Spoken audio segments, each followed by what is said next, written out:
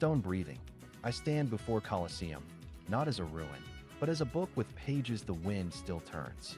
Listen, the amphitheatrito isn't just hold echoes, it catalogs 1,000 human loudnesses. Laughs like coins, cries like torn cloth, the roar of emperors sewn into the mortar.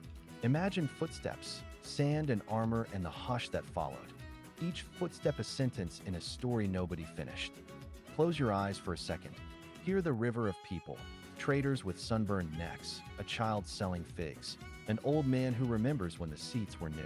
You can almost count the breaths between the stones. Time sits here like a patient spectator. There was theater and blood, glory and theater of power. The walls learned how to be both stage and scaffold.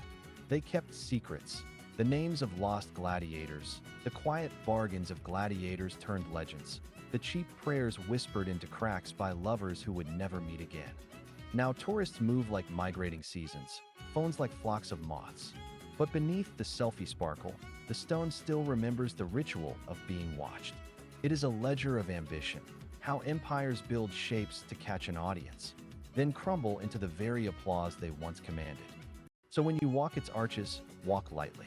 Let your shadow be respectful. Touch the stone and feel the slow patience of centuries.